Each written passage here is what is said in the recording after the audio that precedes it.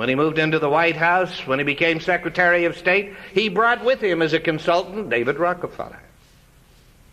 I've talked to some of his secretaries who say that when Henry Kissinger was out of the office, he would sometimes get called by the President of the United States. And he might also, during that same period, get a call from Nelson Rockefeller. When he returned, he would always call Rockefeller first. He met his wife, Nancy McGinnis, through the Rockefeller. Their engagement was announced not by the McGinnis family, not by the Kissinger family. It was announced by the Rockefeller. They went on their honeymoon in a plane, personal plane provided by the Rockefeller. I've been able to trace one $50,000 payment from the Rockefellers to Henry Kissinger while he was Secretary of State. When he left the State Department, he returned openly to the Rockefeller payroll. He's now chairman of the International Advisory Committee of the Chase Manhattan Bank. I think that background might be interesting when I give you a little history that he does not challenge. He started to. And you might be interested in the little colloquy that occurred. When I called him to ask him certain embarrassing questions on this subject, the high price of oil, he said, Jack, would you show me where you are getting your information? I said, certainly. You come on over, we'll show you what we have and let you respond to anything you wish.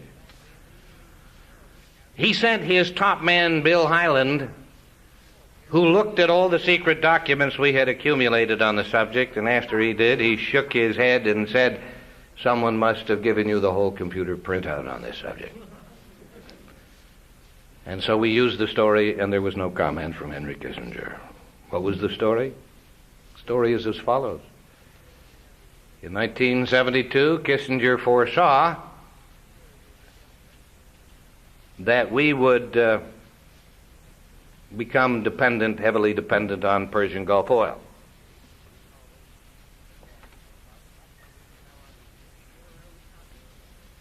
He also perceived, or this is the way he explained it to me, that the American people would not support a military buildup in the Persian Gulf, not after the sour experience in Vietnam. Though our stakes in Vietnam were nothing compared to our stakes in the Persian Gulf. And so he proposed to President Nixon that we call upon the Shah of Iran to become the guardian, the protector of U.S. interests in the Persian Gulf.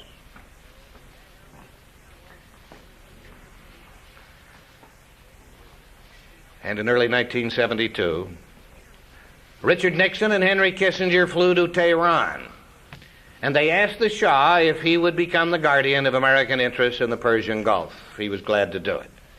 He had delusions of grandeur anyhow. He looked forward to building up the Persian Empire again.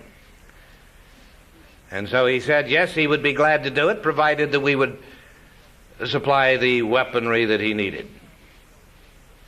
Nixon and Kissinger told him he had a blank check. He could order anything he wanted, and we would ship it there.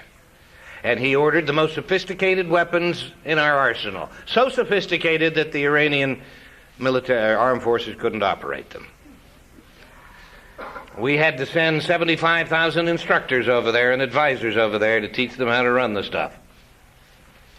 Another question came up in April of 1972. This was a logical question. The Shah said, if I am to become the guardian of American interests in the Persian Gulf, and I am to purchase American weapons in order to do so, who's going to pay for them? Kissinger and Nixon said the American people, because of the Vietnam War, would not be inclined to do so. Now, the record doesn't show, the documents in my possession don't show who made this suggestion, but it had to be one of the three. And all three of them concurred. One of them suggested that the thing to do would be to triple or quadruple oil prices and to purchase the weapons out of the proceeds. And in 72, when that meeting broke up, there was a consensus that the Shah of Iran would begin to clamor for a multiplication of oil prices, and that the United States would support him. Not openly, but quietly. And he began a campaign. And when he started clamoring for oil prices, I've seen the documents, we got urgent messages from Saudi Arabia. See, the OPEC in those days was dominated by two countries. They were the two greatest oil exporters. The Saudi documents, the Saudi secret documents, happily both Saudi Arabia and Iran were stalwart allies of the United States. And so we seem to be in a good position. And the Saudis, assuming that we'd be concerned, and knowing that the Shah was a megalomaniac and sometimes had these strange visions and made these wild statements, sent us a flurry of messages to assure us that they would not go along with the increase in oil prices, to assure us that they would hold prices down. But they also pointed out that we had placed the Shah in power, that we ought to have enough influence to shut him up. And so they suggested that if we would just shut the Shah up, because he was stirring up all the oil-producing nations, that if we would quiet him, that they would cooperate with us in keeping oil prices down. Well, to shorten the story, we didn't cooperate, because we had this secret agreement with the Shah. We not only didn't cooperate, we quietly allowed him to go ahead until it became so obvious that the Saudis sent us a message saying, well, it's clear to us that you want the oil prices because you would have shut him up by now. And we assume, therefore, that you want higher prices. We, therefore, will be happy to oblige. And on January 1st, 1974, oil prices were quadrupled. There was a howl of outrage across the world, and the loudest ones came from the United States. The one who howled the loudest here was the Secretary of the Treasury, William Simon. Well, the Saudis, when they heard Simon, when they heard others in the United States screaming, sent another flurry of messages saying, we assumed you wanted the high prices. We had offered to hold them down. We had asked you to keep the Shah under control. If you can keep the Shah under control, if in fact you don't like these high prices, we will roll them back. And a very happy William Simon flew to Riyadh and negotiated the rollback. Negotiated it. My friends, it was announced. It was announced in July of 1974. The rollback was announced. Simon told me that he came back and triumphantly explained what he had accomplished to President Nixon. He said Nixon took some notes on a long sheet of yellow paper. But he said he had the impression that Nixon was so absorbed by Watergate that he wasn't really functioning on other subjects. He said the subject came up at cabinet meetings. Kissinger always opposed him. He never understood why. We never did deliver. We never did shut up the Shah. The Shah continued to scream, or to clamor for even higher oil prices, until the Saudis, outraged, having negotiated a rollback, sent us word that the whole thing was off. And they canceled the rollback that they had negotiated and announced. So we not only could have stopped the oil increase, we could have brought the prices back down after the increase had occurred. And we did not do it. Now, I have given you the background of Henry Kissinger.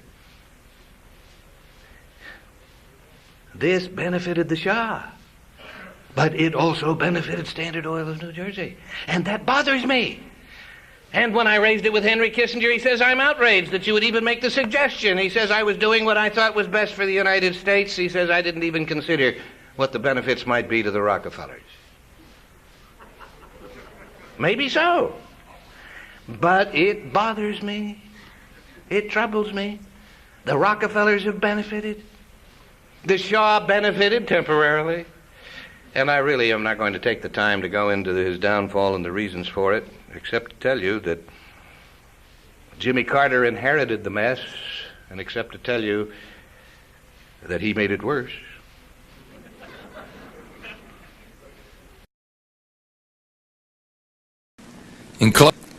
I make 1 minute. When federal judges remove God from the Pledge of Allegiance, federal judges welcome Satan.